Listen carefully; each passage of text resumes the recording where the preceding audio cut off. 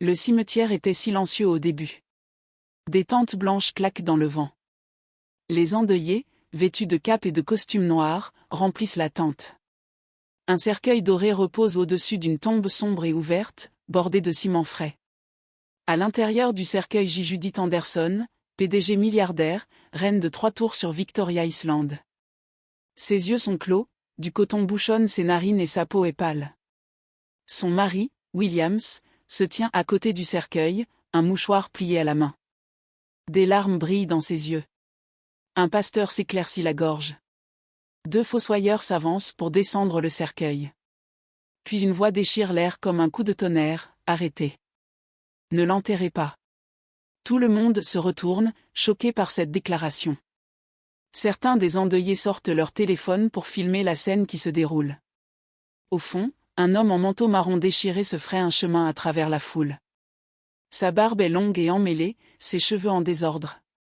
Un vieux sac sale pend à son épaule, lourd de la vie qu'il porte encore. Les gens s'écartent de lui comme s'il était une tempête. L'homme pointe Judith du doigt.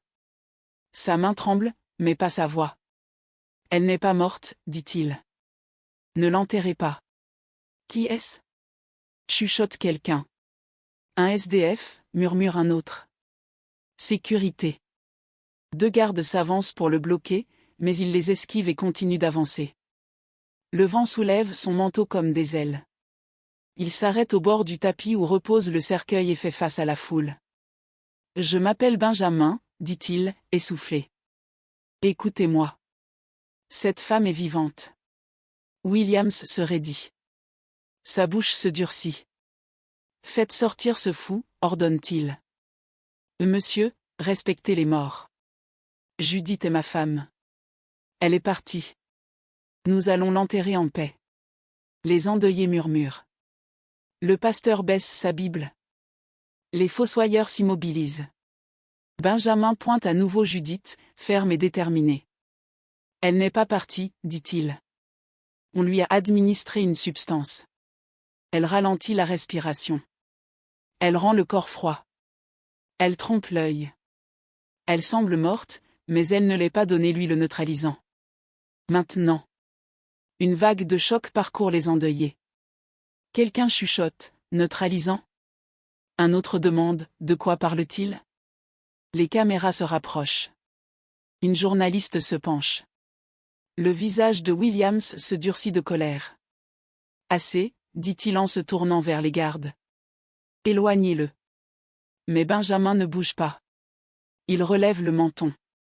Williams, dit-il doucement, comme s'il le connaissait. Tu sais ce que tu as fait. Et le docteur David le sait aussi. Le nom tombe comme une pierre dans l'eau, les regards se tournent vers la gauche. Le médecin de famille, David, se tient là, son stéthoscope glissé dans sa poche, les lèvres serrées. Il regarde Benjamin comme on regarde une porte verrouillée. Pasteur, dit Williams d'une voix tranchante, continuez la cérémonie. Le pasteur hésite. Ses doigts tremblent sur la page. Benjamin fait un pas lent vers le cercueil. Ses yeux s'adoucissent en regardant Judith. Madame, murmure-t-il presque pour lui-même. Tenez bon. Puis il élève la voix. Vérifiez sa bouche. Touchez son poignet. Réchauffez sa poitrine. Elle est là. J'ai entendu le plan de mes propres oreilles. Williams parlait d'un enterrement rapide. Le docteur David a signé les papiers. Donnez-lui le neutralisant, je vous en prie. Le silence se fait plus profond. Même les tentes semblent cesser de claquer, comme pour écouter. Une femme en dentelle violette s'avance de la première rangée. Ses mains tremblent. S'il y a une chance, dit-elle, nous devons vérifier. Ce n'est pas nécessaire, rétorque Williams, sec. Nous avons tout fait. Le médecin a confirmé. Laissez-les vérifier, dit une voix dans la foule. Qu'est-ce que ça coûte ? Une autre voix s'élève. Vérifier, c'est tout.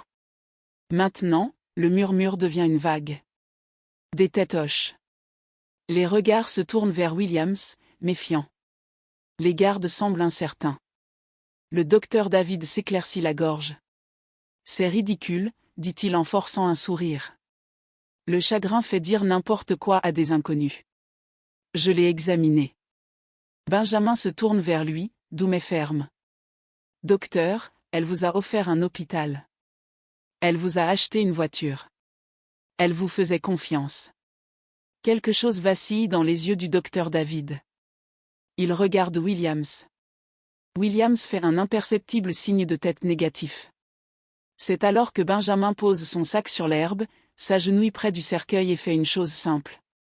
Il enlève son manteau et le plie en oreiller. S'il vous plaît, dit-il au pasteur, à quiconque a assez de courage. Aidez-moi à la redresser un peu. Juste un peu. Elle a besoin d'air. Puis ouvrez-lui la bouche, juste un peu. Silence. Le genre de silence qui fait mal. Une femme plus âgée s'avance. Son chignon est serré et net. Ses yeux sont humides. Je suis sa tante, dit-elle. S'il y a une petite chose que nous pouvons faire, nous la ferons. Le sortilège est rompu. Deux femmes bougent. Un jeune homme en costume noir place sa main sous les épaules de Judith. Les fossoyeurs reculent pour laisser de la place. Ensemble, avec précaution, ils soulèvent Judith juste assez pour que Benjamin glisse le manteau plié sous sa nuque. De près, le visage de Judith ressemble à celui d'une dormeuse. Ses cils sont des ombres longues. Le coton dans ses narines est blanc contre sa peau. Enlevez le coton, s'il vous plaît, dit Benjamin doucement. Lentement, la tante hoche la tête et, avec des doigts délicats, retire le coton. L'air semble de nouveau circuler. Benjamin sort une petite fiole brune de son sac. Elle a l'air ancienne, comme si elle avait parcouru beaucoup de routes. Il la lève pour que tout le monde la voie. Neutralisant, dit-il. Son corps a été ralenti par quelque chose d'amer. Cela la ramènera. Williams se précipite, mais deux endeuillés s'interposent entre lui et Benjamin. Laissez-le essayer, dit l'un. S'il échoue, nous l'enterrons. Et s'il réussit, alors quoi? Ricane Williams. Alors quoi? Alors nous remercierons Dieu, répond la tante, les yeux aussi tranchants qu'une lame. La mâchoire du docteur David se crispe. Ne mettez pas de liquide étrange, docteur, dit la tante. Si vous êtes sûr qu'elle est partie, cela ne changera rien. Laissez-le essayer. Tous les regards se posent sur la fiole. Le soleil sort de derrière un nuage et repose comme une main sur la scène, sur le cercueil, sur la tombe ouverte, sur l'homme au manteau déchiré, qui ressemble à l'espoir. Benjamin s'agenouille. Ses mains sont stables maintenant, renforcées par un but. Il dévisse le bouchon et trempe la pipette en verre dans la fiole. Il se tourne vers la tante. Aidez-moi à lui ouvrir la bouche, s'il vous plaît. La tante glisse doucement un doigt au coin des lèvres de Judith. Le jeune homme en noir soulève un peu plus Judith. Benjamin se penche. La foule se penche avec lui. Williams tremble.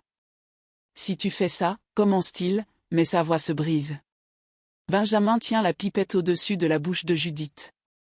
Une goutte, murmure-t-il. Reviens, madame. Il presse. Une seule goutte claire tombe. Elle atterrit sur la langue de Judith. Tout est silencieux, attendant la suite. Benjamin compte dans sa tête.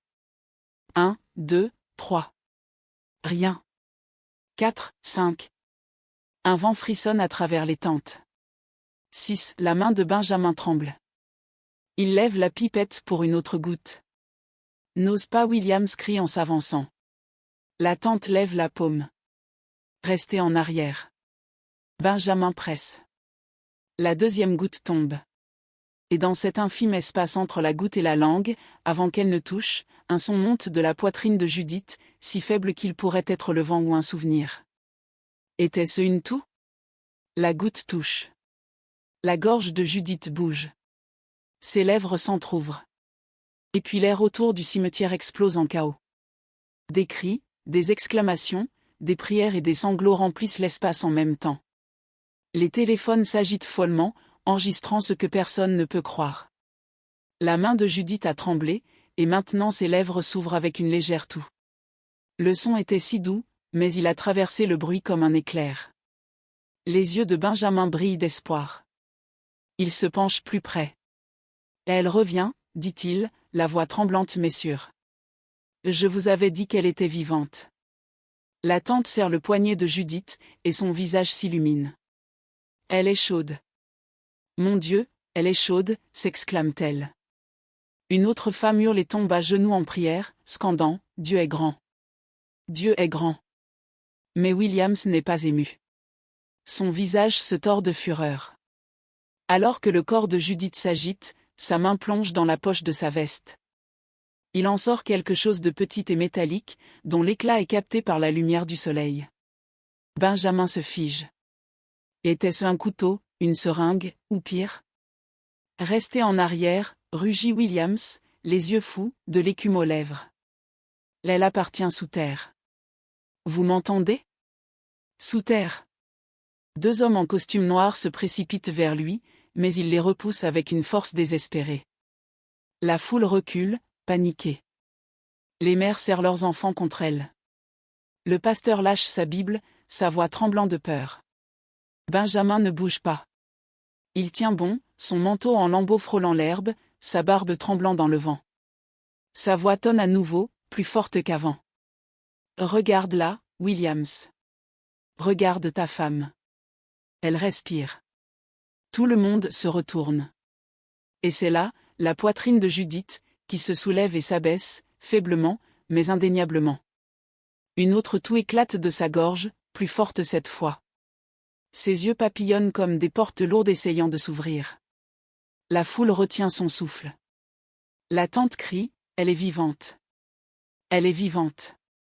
Les lèvres de Judith tremblent, et un murmure rauque s'échappe. Pourquoi? Ses yeux s'entr'ouvrent, vitreux et confus. Elle fixe l'homme qui la domine. Sa voix devient plus forte, remplie de douleur. Williams, pourquoi? La scène change en un instant. La force quitte le corps de Williams. Sa main tombe, l'objet métallique glisse de ses doigts. Il s'écrase sur le béton à côté de la tombe, une petite seringue remplie d'un liquide trouble. Des exclamations parcourent à nouveau les endeuillés. Les gardes se précipitent, le plaquant au sol alors qu'il se débat et crie. Non, hurle Williams. Elle aurait dû être partie. Elle aurait dû l'être. Ses mots sont étouffés alors que les gardes lui tordent les bras dans le dos. La sueur inonde son visage et le masque de chagrin qu'il portait se transforme en rage nue. Tous les regards se tournent vers le docteur David. Le médecin a reculé, le visage décomposé. Il tire nerveusement sur son col, la sueur coulant sur sa tempe. J'ai confirmé ce que j'ai vu, balbutie-t-il. Je pensais qu'elle était partie. La voix de Benjamin tranche l'air. Menteur. Vous l'avez aidée. Vous avez signé sa mort en sachant qu'elle vivait encore. Ce n'était pas une incapacité. Judith tousse à nouveau, cette fois plus fort. Elle se redresse avec l'aide de sa tante, ses cheveux se défaisant, sa peau humide de sueur. Ses yeux rouges et féroces, fixés sur Williams. Des larmes coulent, mais sa voix tremble de puissance. Qu'est-ce que je t'ai fait, dit-elle, ses mots brisant le silence. Pour mériter ça? Williams se fige dans les bras des gardes. La voix de Judith s'élève, tremblante de colère et de tristesse. Je t'ai donné du pouvoir. Je t'ai fait confiance avec une partie de mon empire. Je t'ai aimé malgré ma richesse. Et c'est comme ça que tu me remercies. La foule s'agite de murmures. Certains pleurent. D'autres secouent la tête, incrédules. Le regard de Judith se tourne vers le docteur David, qui reste planté là comme un arbre coupable. Et toi, crache-t-elle, la voix tremblante. J'ai construit ton hôpital. Je t'ai offert une voiture. Je t'ai soutenu quand tu n'avais rien. Comment as-tu pu me trahir avec lui? Le docteur David balbutie, ses lèvres cherchant des mots. Moi, Mais la vérité est déjà claire, écrite dans sa sueur. Dans son silence, la force de Judith faiblit et elle vacille. Benjamin est à ses côtés en un instant, la soutenant avec des mains douces et calleuses. Sa voix est douce maintenant, dépouillée de tonnerre. Et doucement, madame, vous êtes en sécurité. Elle se tourne vers lui, leurs yeux se rencontrent. Ils sont remplis de larmes, mais sous celle-ci brille une lueur de gratitude, intense et brute. Pour la première fois, elle voit au-delà de la barbe hirsute et du manteau déchiré. Elle voit l'homme qui lui a sauvé la vie. « Qui êtes-vous » murmure-t-elle, le souffle tremblant. « Pourquoi avez-vous fait ça ?» Benjamin baisse les yeux, sa voix rauque comme du gravier. « Parce que je connaissais la vérité, » dit-il. « Je l'ai entendu hier dans sa voiture. » Il parlait d'un enterrement rapide, de silence, de la façon dont l'Empire serait à lui. Je ne pouvais pas laisser faire. Pas une autre fois. Les endeuillés s'approchent, suspendus à ses paroles. Judith s'accroche à son bras, son corps tremblant, sa respiration courte mais régulière. Sa voix se brise en parlant. Vous m'avez sauvé. Vous m'avez rendu ma vie. William hurle à nouveau, se débattant contre les gardes. Elle aurait dû être à moi. Tout aurait dû être à moi. Mais ses cris tombent dans le vide. Étouffés par les prières qui montent de la foule. Par les sanglots de ceux qui aimaient Judith, par les regards furieux tournés vers lui. Des sirènes hurlent au loin. La police arrive. Benjamin, toujours agenouillé près de Judith, lève la tête vers le son qui approche. Ses yeux brûlent, non de fierté, mais de quelque chose de plus profond. La tristesse, le souvenir de sa propre vie brisée, pesait sur lui comme des chaînes, remarque Judith. Elle touche faiblement sa main. « Restez avec moi » murmure-t-elle. « Ne quittez pas mon côté. » Et alors que les véhicules de police pénètrent dans les grilles du cimetière, leurs gyrophares rougeoyants sur les pierres tombales de marbre, tout le monde se tourne pour assister à la fin d'un chapitre et au début tremblant d'un autre. Parce que Judith Anderson, qu'on croyait morte, respire à nouveau. Et l'homme qui l'a ramenée de la tombe, l'inconnu sans-abri que tous avaient ignoré, s'apprête à tout changer. Les policiers s'avancent, les gardes poussent Williams dans leurs bras. Les genoux du docteur David fléchissent et il s'effondre au sol en sanglotant. La police lit les chefs d'accusation à haute voix. Tentative de meurtre, conspiration, trahison. Mais Benjamin ne dit rien. Il soutient simplement Judith alors qu'elle est assise sur son propre cercueil, cette femme qui a refusé de mourir. Et à ce moment-là, avec les lumières clignotantes se reflétant sur son visage buriné, le monde voit Benjamin non pas comme un mendiant, non pas comme un fou, mais comme la voix qui a arrêté la mort elle-même. Judith murmure à nouveau, cette fois plus fort, les larmes coulant sur ses joues, « Merci de m'avoir sauvé. » Et la foule, toujours sous le choc, se penche en avant, se demandant ce qui allait se passer ensuite. La salle d'audience est comble. Chaque siège est occupé. Chaque coin rempli de gens se pressant pour assister au procès qui a captivé la nation. Dehors, des camions de télévision bordent la rue, les caméras flashant tandis que les journalistes chuchotent dans leurs microphones. La nouvelle est partout. La milliardaire Judith Anderson est revenue d'entre les morts. Son mari et son médecin personnel arrêtés dans une conspiration choquante. Judith elle-même entre lentement, soutenue par Benjamin d'un côté et sa tante de l'autre. Ses pas sont incertains, mais sa tête est haute. Elle porte une robe noire simple, sans son élégance scintillante habituelle, mais sa présence remplit la pièce. Des exclamations parcourent la foule alors qu'elle s'assoit à l'avant, les yeux fixés sur les accusés. William s'est assis dans le box, le visage pâle, les yeux froids. Le masque de chagrin qu'il portait lors des funérailles a disparu. Maintenant, ses lèvres se tordent de dédain en regardant Judith. À côté de lui, le docteur David, la tête baissée, les mains tremblantes.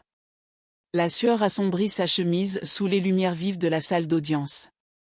La juge, une femme sévère aux cheveux argentés et aux lunettes perçantes, frappe son marteau. Cette cour est maintenant en session. L'affaire de l'État contre William Anderson et le docteur David Aouri. Chef d'accusation, tentative de meurtre, conspiration en vue de commettre un meurtre, et faute médicale. Le procureur se lève, sa voix ferme et tranchante. Monseigneur, ce que nous avons devant nous n'est pas une simple question d'avidité. C'est le complot froidement calculé d'un mari qui a cherché à enterrer sa femme vivante, aidé par un médecin qui a trahi son serment. Leur but était de prendre le contrôle de son empire, des milliards d'actifs, des entreprises qui nourrissent des familles à travers cette nation. Sans le courage d'un seul homme, cette méchanceté aurait été scellée sous la terre, murmure la foule. Beaucoup jetèrent un regard à Benjamin, assis silencieusement à côté de Judith. Son manteau est maintenant lavé, sa barbe peignée, bien que son visage porte encore les cicatrices de la difficulté. Il baisse les yeux, mal à l'aise sous cette attention soudaine. Le procureur se tourne vers Williams. Niez-vous avoir comploté pour empoisonner votre femme avec un composé à action lente conçu pour imiter la mort? Niez-vous avoir ordonné à ce médecin de déclarer sa mort prématurément et de précipiter son enterrement? Williams se penche en avant, la voix froide. Je nie tout. Ce ne sont que des mensonges proférés par un vagabond fou et une femme trop faible pour comprendre l'échec de son propre corps. Ma femme était déjà en train de mourir. J'ai simplement accepté cette réalité. Des exclamations s'élèvent. La mâchoire de Judith se crispe. Elle se lève soudainement, sa voix tremblant de rage. Menteur, crie-t-elle. Regarde-moi, Williams. Tu as mis du poison dans ma nourriture. Tu as forcé mon médecin, mon ami, à jurer que j'étais morte. Tu as essayé de m'enterrer vivante comme un déchet. La juge frappe son marteau avec force. Ordre dans la cour, mais l'électricité dans l'air est incontrôlable. Le procureur lève une petite fiole scellée dans un sachet de preuves. Monseigneur, ceci a été récupéré dans la seringue trouvée à côté de la tombe. L'analyse prouve qu'il s'agit d'une toxine paralysante capable de ralentir le rythme cardiaque, donnant aux victimes l'apparence de la mort. Seul un médecin formé peut confirmer l'avis. Et pourtant, ce médecin a signé un certificat de décès. Tous les regards se tournent vers le docteur David, dont le visage s'effondre. Il sanglote ouvertement, ses mots se bousculant. J'ai été forcé. Il m'a menacé. Williams a dit que si je ne l'aidais pas, il me ruinerait. Il a dit que je perdrais mon hôpital, ma famille. Je jure que j'ai seulement signé parce que j'avais peur. Le visage de Judith s'assombrit. Peur. Tu as laissé cet homme me mettre dans un cercueil. Tu as laissé qu'on m'enterre. Tu as trahi ton serment et moi. Le docteur David enfouit son visage dans ses mains. Pardonne-moi, Judith. Pardonne-moi. Le procureur se tourne vers la juge. Monseigneur, nous avons le poison. Nous avons la seringue. Nous avons le témoignage de la victime elle-même. Et nous avons le témoin, l'homme qui a risqué sa vie pour dire la vérité. Benjamin se fige lorsque la main du procureur désigne sa direction. Toute la cour se tourne pour le regarder. Des murmures s'élèvent. C'est le SDF. Le mendiant qui a arrêté les funérailles. La juge hoche la tête. Monsieur Benjamin Okoro, veuillez vous avancer. Benjamin se lève lentement, chaque pas résonnant dans la salle silencieuse. Il s'arrête à la barre des témoins, ses mains rugueuses agrippant la rampe en bois. Le serment est lu. Il jure, sa voix basse mais ferme. Le procureur se penche. Monsieur Okoro, dites à cette cour ce que vous avez vu. Benjamin lève la tête, ses yeux balayant la salle. Il avale sa salive. Puis sa voix résonne, calme mais lourde de vérité. La veille des funérailles, j'étais sous le pont où je dors. J'ai entendu une voiture garée à proximité. 2 hommes étaient à l'intérieur, Williams et le docteur David. Ils se disputaient. J'ai entendu Williams dire, le poison a fait effet. Elle est déjà froide. Demain, nous l'enterrons avant que quiconque ne se doute de quoi que ce soit. Le docteur a dit qu'il avait peur, mais Williams lui a répondu, fais ce que je te dis, ou tu perdras tout. La foule s'agite à nouveau. La juge crie pour imposer le silence. La voix de Benjamin devient plus forte. J'ai su alors que si je ne parlais pas, il l'enterrait vivante. J'ai attendu au cimetière. Quand ils ont apporté son cercueil, j'ai supplié qu'il s'arrête. Ils m'ont traité de fou, mais j'ai vu ses doigts bouger. Je ne pouvais pas les laisser la descendre. Il s'interrompt, les yeux humides. J'ai perdu ma femme et ma fille il y a des années. J'étais impuissant à l'époque, mais pas cette fois. Pas une autre fois. Le silence dans la salle est épais, seulement rompu par les sanglots étouffés de quelques femmes dans le public. Les yeux de Judith se remplissent de larmes, elle murmure, « Que Dieu vous bénisse, Benjamin. » L'avocat de la défense se lève, son ton moqueur. Nous devons donc croire la parole d'un mendiant, un homme qui dort sous les ponts. Comment savons-nous qu'il n'a pas imaginé ces mots? Comment savons-nous qu'il n'a pas été payé par les ennemis de mon client pour semer le chaos? La mâchoire de Benjamin se crispe. Il se redresse. Je peux être pauvre. Je peux dormir dans la rue. Mais je ne mens pas. Je n'ai rien à gagner, seulement la vérité à dire. La juge se penche en avant, le visage sévère. Le témoin a parlé avec courage. Que la cour pèse ses paroles avec les preuves. Williams frappe la table de ses poings. Il ment. Ils mentent tous. Mais sa voix se brise, désespérée, creuse. Le marteau frappe à nouveau. Ordre. Alors que le procès se poursuit, une vérité est claire. Le masque de Williams est tombé. L'empire dont il rêvait lui échappait, et Benjamin, l'homme qu'il n'aurait jamais remarqué dans ses jours de richesse, se tient maintenant comme la clé de sa chute. Et alors que Judith est assise, sa main serrant celle de Benjamin, une nouvelle pensée germe dans le cœur de tous ceux qui regardent. Peut-être que ce n'est pas seulement sa résurrection, mais aussi la sienne. Le procès de la vérité a commencé, et rien ne serait plus jamais pareil. Le procès s'étire sur plusieurs jours. Chaque matin, la salle d'audience déborde de journalistes, de magnats des affaires et de gens ordinaires venus simplement pour voir Judith Anderson vivante et parlant. Chaque soir, les gros titres s'affichent à travers le Nigeria. De la tombe à la salle d'audience, le retour choquant de Judith. À l'intérieur, l'atmosphère est épaisse de tension. Williams, assis raide, ses costumes autrefois parfaits froissés, les yeux injectés de sang après des nuits sans sommeil. L'homme d'affaires au discours fluide que le public admirait autrefois a disparu. Il ressemble à un animal en cage, arpentant, grognant chaque fois qu'un témoin parle contre lui. Le docteur David, en revanche, s'affaiblit à chaque séance. Il évite le regard de Judith, ses épaules voûtées comme s'il portait le poids de sa trahison. Parfois, il murmure des prières entre ses dents, ses doigts tremblant chaque fois qu'une preuve est présentée. Le 4e jour, le procureur appelle un nouveau témoin, le chauffeur personnel de Judith, Chic, un grand homme aux yeux honnêtes. Il s'avance à la barre, la voix ferme. « Monseigneur, commence-t-il. La nuit où madame s'est effondrée, je l'ai conduite à l'hôpital. Elle avait du mal à respirer. Mais quand nous sommes arrivés à la porte, le docteur David m'a dit de partir, qu'il s'en occuperait en privé. J'ai supplié de rester. Il a refusé. 2 heures plus tard, il nous a dit qu'elle était morte. » La cour s'exclame. Judith se couvre la bouche, les larmes coulant sur ses joues. Chic baisse la tête. Je savais que quelque chose n'allait pas. Madame était faible, mais pas morte. J'aurais dû me battre davantage. Le procureur hoche la tête. Vous confirmez donc, monsieur Chic, que le docteur David a insisté pour l'isoler et n'a laissé aucune place à un second avis. Oui, monsieur. La défense s'agite. Leur cas s'effondre comme un mur de sable sous la pluie. Ensuite vient le toxicologue, présentant des graphiques et des diapositives. La substance trouvée dans la seringue s'appelle la tétrodotoxine.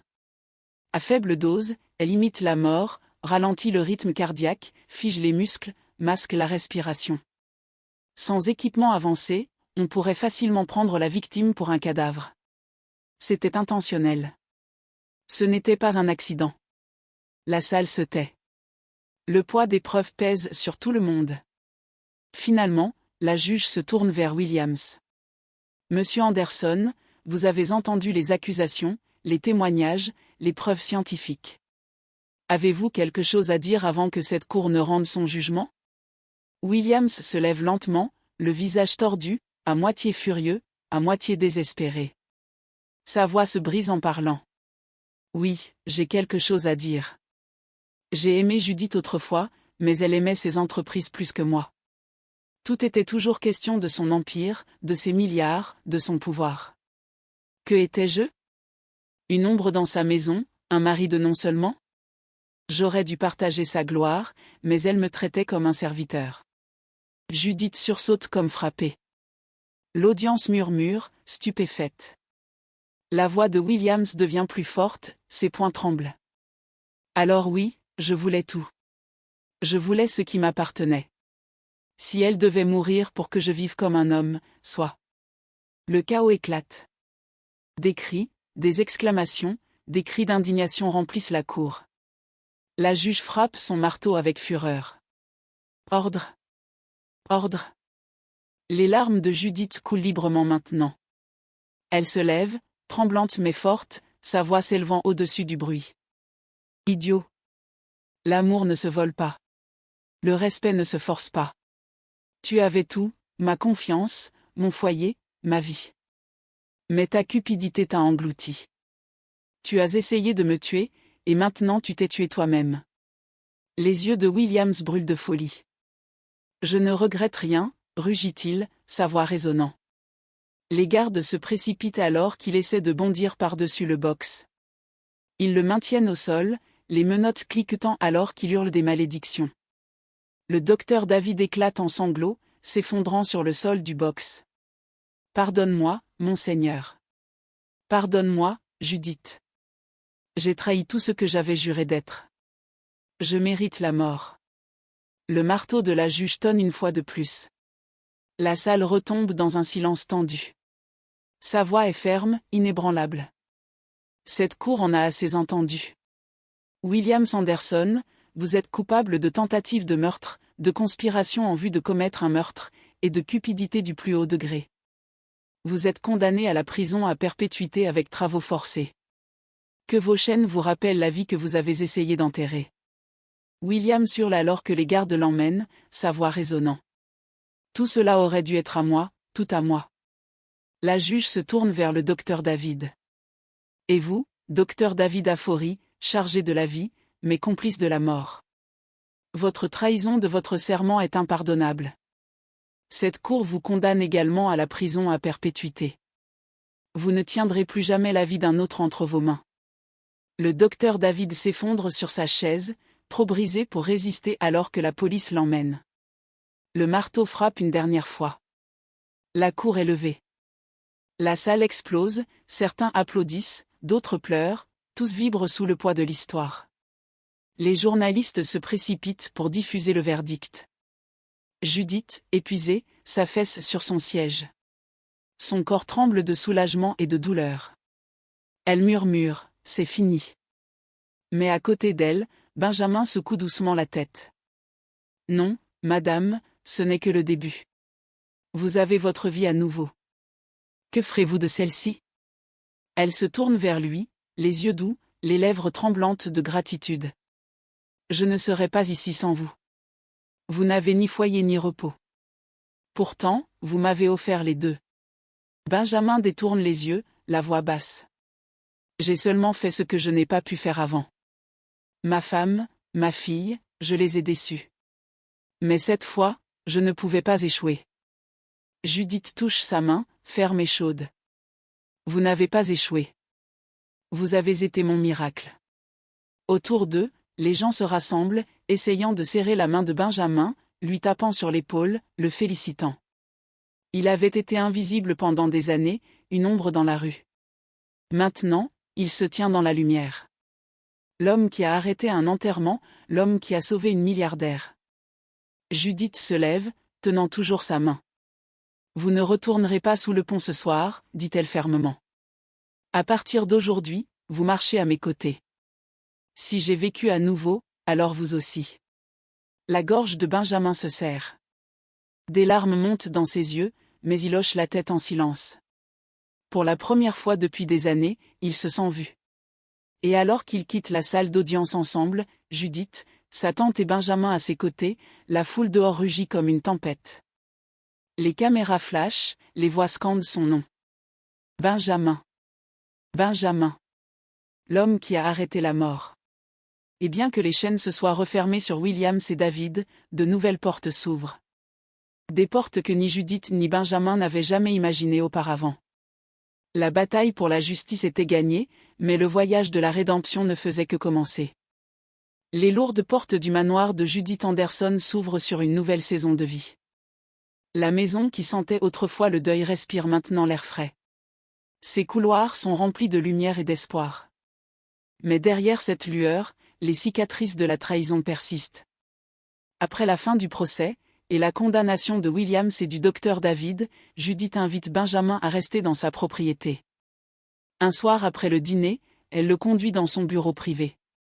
La pièce est bordée d'étagères en acajou, les livres empilés en rangées nettes, et une seule lampe projetant une lueur chaude. Judith verse 2 verres d'eau et fait signe à Benjamin de s'asseoir. Ses mains tremblent légèrement alors qu'il tient la tasse. Pendant longtemps, il fixe celle-ci comme s'il cherchait du courage. Enfin, il parle, la voix basse et rauque.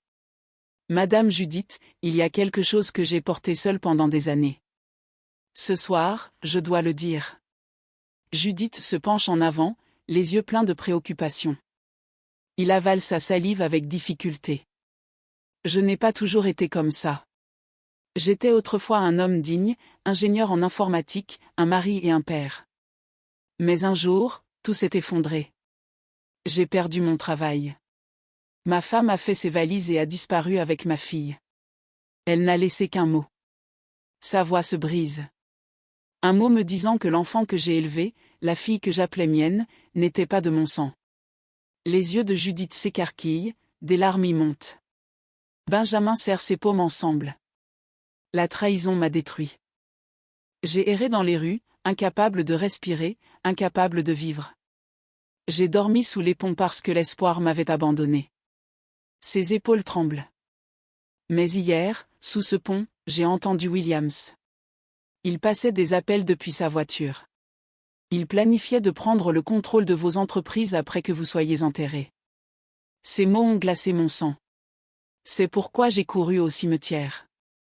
C'est pourquoi je les ai arrêtés. Pendant un long moment, le silence remplit le bureau. Seul le tic-tac faible de l'horloge se fait entendre. Les mains de Judith tremblent alors qu'elle tend le bras et serre les siennes. « Benjamin, » murmure-t-elle, les larmes coulant sur ses joues. « Tu as porté toute cette douleur et pourtant tu as risqué ta vie pour moi. Sais-tu ce que cela signifie ?»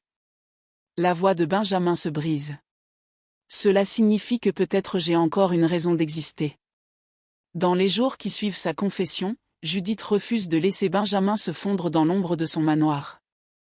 Elle voit en lui non seulement un homme qui lui a sauvé la vie, mais aussi un esprit aiguisé par les épreuves et les pertes. Au début, Benjamin résiste. « Madame, je ne suis plus l'homme que j'étais autrefois. Laissez-moi vous servir discrètement en arrière-plan, » dit-il un matin en aidant à porter des dossiers depuis son bureau. Mais Judith secoue la tête. « Tu ne te cacheras plus. Tu m'as rendu ma vie. Laisse-moi te rendre la tienne. » Benjamin commence donc à aider pour de petites tâches chez Anderson Holdings, portant des dossiers, vérifiant les plannings, organisant des rapports. Il se déplace avec humilité, gardant la tête baissée. Pourtant, peu à peu, son génie caché refait surface. Un après-midi, lors d'une réunion tendue du conseil d'administration, les directeurs de l'entreprise luttent avec un fichier de présentation corrompu. La panique se répand dans la salle alors que les investisseurs attendent avec impatience. Alors que les autres s'agitent, Benjamin s'avance discrètement. En quelques minutes, il reprogramme le système et restaure les diapositives. Des exclamations remplissent la pièce. « Où as-tu appris ça ?» demande un directeur, incrédule. Benjamin hésite. « J'étais autrefois ingénieur en informatique avant que tout ne s'effondre. » Les yeux de Judith s'adoucissent de fierté. Elle se lève et annonce fermement, « À partir d'aujourd'hui, Benjamin n'est plus un simple assistant en arrière-plan. Il est mon conseiller spécial, et ses conseils guideront cette entreprise. » Les membres du conseil échangent des regards, certains sceptiques, d'autres intrigués. Mais personne ne peut nier l'autorité calme dans la voix de Judith. Pour la première fois depuis des années, Benjamin se tient droit. Non plus un vagabond sans nom, mais un homme rené, et avec son apport, Anderson Holdings ne sera plus jamais la même. Judith et Benjamin se rapprochent. Ils passent leur soirée dans le bureau à parler de la vie, de la foi et des secondes chances. Elle admire son honnêteté, sa sagesse non polie, sa sincérité qui coupe plus profondément que les diamants. Pour la première fois depuis sa trahison, elle sent son cœur s'émouvoir. En silence, Judith souhaite qu'il puisse l'aimer, non pas comme la milliardaire que le monde voit, mais comme une femme dont l'âme a été meurtrie. Pourtant, Benjamin ne semble jamais remarquer le désir silencieux dans ses yeux. Un après-midi, alors qu'il se promène dans le jardin, Benjamin parle avec une excitation inhabituelle. « Judith, je veux que tu rencontres quelqu'un. Elle s'appelle Juliana. Elle est gentille, douce. Elle me fait sourire à nouveau. » Le cœur de Judith se serre. Elle force un sourire alors que sa poitrine lui fait mal. Elle avait espéré, follement, que Benjamin pourrait la voir comme plus qu'une amie, mais la réalité reste ferme. Il aime une autre. Cette nuit-là, Judith pleure seule dans sa chambre. Pourtant, à l'aube, elle transforme sa douleur en force. S'il ne peut pas être à moi, alors je soutiendrai son bonheur. Quand Benjamin demande Juliana en mariage quelques mois plus tard, Judith insiste pour parrainer le mariage. C'est un honneur, lui dit-elle, son sourire cachant la vérité amère dans son cœur. Le jour du mariage était magnifique. Le jardin était décoré de roses blanches et de drapés dorés. Benjamin se tenait droit dans un costume bleu marine, les yeux brillants alors que Juliana, vêtue d'une élégante robe blanche, marchait vers lui.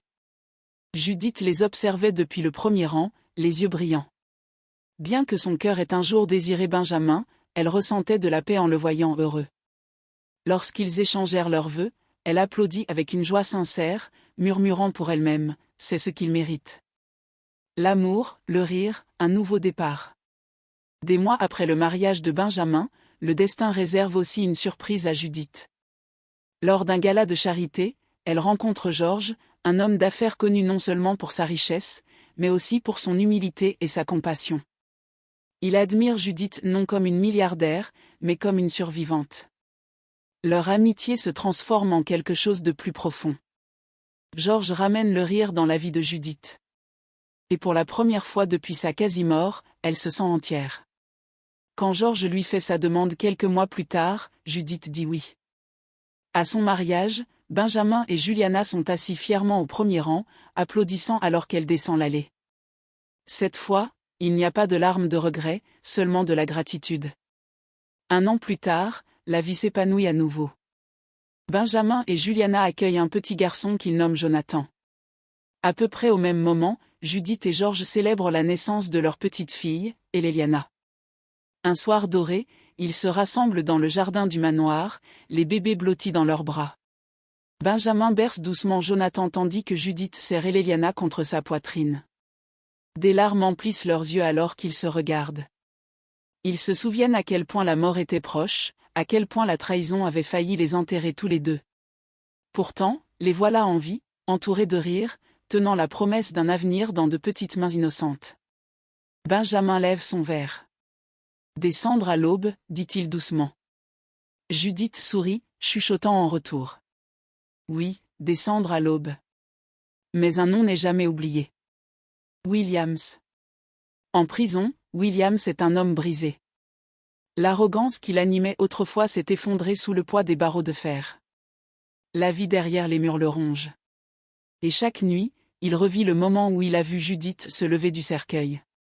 Il commence à écrire des lettres depuis la prison, implorant le pardon. Au début, Judith les ignore, mais les lettres ne s'arrêtent jamais. Elles deviennent plus humbles, imprégnées de regrets. Judith, j'étais aveugle. La cupidité m'a consumée. Si je pouvais remonter le temps, je m'agenouillerais à tes pieds et supplierais 1000 fois, pardonne-moi. Que mon histoire serve d'avertissement aux autres. 10 ans plus tard, à l'occasion du 10e anniversaire de la survie de Judith, elle choque la nation. Lors d'un grand événement où sa famille, Benjamin, Juliana et leurs enfants se tiennent à ses côtés, elle annonce, « Il y a 10 ans, j'ai failli aller dans la tombe à cause de la trahison. Mais aujourd'hui, je choisis de ne pas laisser la haine m'enterrer à nouveau. Je pardonne à William Sanderson. » La salle s'exclame. Certains applaudissent. D'autres murmurent, incrédules. Mais les yeux de Judith sont fermes. Le pardon n'est pas une faiblesse. C'est la liberté. Si ma survie doit signifier quelque chose, elle doit nous apprendre que l'amour, et non la vengeance, écrit le dernier chapitre. Et quelques semaines plus tard, William s'est libéré après 10 longues années. Il sort de prison, un homme fragile, son visage autrefois fier marqué par le regret. Il ne lui reste plus rien. Ni richesse, ni famille, ni pouvoir. Dans une petite chambre louée en périphérie de la ville, il vit discrètement. Chaque fois que Judith apparaît à la télévision, souriante avec George, riant avec Eleliana, il s'assoit seul, les larmes coulant sur son visage. Il murmure au mur vide, la cupidité m'a détruit. Que mon erreur enseigne aux autres ce que j'ai échoué à voir. De retour au manoir, Judith et Benjamin s'assoient souvent ensemble dans le jardin avec leurs conjoints, regardant leurs enfants jouer. Ils ne parlent plus de trahison, mais d'espoir. Judith sourit à Benjamin et dit « Nous avons survécu à la mort, et maintenant nous vivons pour la vie. » Et alors que le soleil se couche derrière eux, peignant le ciel de feu doré, leur histoire se dresse comme un témoignage que même de la tombe, l'espoir peut renaître. Que de la trahison, l'amour peut fleurir. Que des cendres, l'aube viendra toujours. Quel est votre avis sur cette histoire? Si vous étiez à la place de Judith, auriez-vous pardonné à Williams? D'où regardez-vous? Si vous avez aimé cette histoire, commentez, partagez et abonnez-vous à notre chaîne pour plus d'histoires intéressantes.